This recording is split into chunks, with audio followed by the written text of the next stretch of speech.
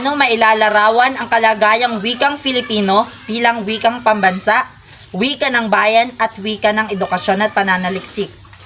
Mailalarawan ang kalagayan ng wikang Filipino bilang wikang pambansa, wika ng bayan at wika ng edukasyon at pananaliksik sa pamamagitan ng pag-aaral tungkol sa wika. Sa panahon ngayon, ang wikang Filipino bilang wikang pambansa ay patuloy na nagbabago at umuunlad. Dahil sa kasabay ng paglipas ng panahon, ay ang pagbabago ng anyo nito habang lumilipas ang henerasyon ay nagkakaroon ng pagdaragdag ng mga bagong salita at parirala. Wikang Filipino sa wika ng bayan. Sa panahon ngayon ng pandemya, wikang Filipino ang ginagamit sa pag-aanunsyo ng mga balita tungkol dito upang mabilis at madali ang pagkakaunawaan. Sa larangan ng edukasyon at pananaliksik, alam ng lahat na ang wikang Ingles ang nananaig sa larangang ito. Kapansin-pansin din na ang wikang Filipino ay natatabunan ng wikang Ingles, sapagkat halos lahat ng aralin sa paaralan ay nakasulat sa wikang Ingles sa paraan ng pagtuturo ay wikang Ingles. Kalimitan ay ginagamit natin ng po at opo upang sa ganun ay ating ipahayag ang ating pagiging magalang at pagiging pagka-Pilipino. Sa pagbabalita sa telebisyon, sa nangyayari sa panahon ngayon, wikang Filipino ang ginagamit upang maunawaan ng mga tagapakinig ang balita sa ating bayan.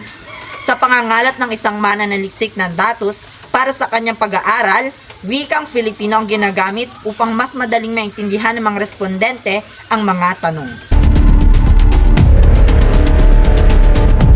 Paano nauugnay ang pagpapalakas ng wikang pambansa sa pagpapatibay ng kolektibong identidad at pagkakamit ng pambansang pagkakaisa at kaunlaran? Sa patuloy na pagyabong ng ating wikang pambansa ay kaakibat ng ating mamamayang may maigting na pagkakaisa sa pagkamit ng kaunlaran.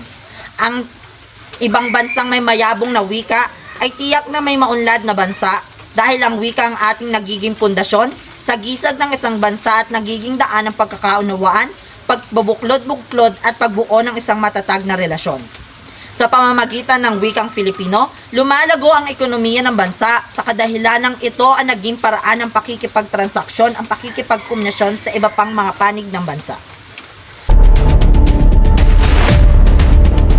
Paano ka makapag-aambag sa pagtataguyod ng wikang Filipino bilang daluyan na makabuluhan at mataas na antas ng diskursong akma at nakaugat sa lipunang Pilipino at bilang wika ng pananaliksik na nakaayon sa pangangailangan ng komunidad at bansa.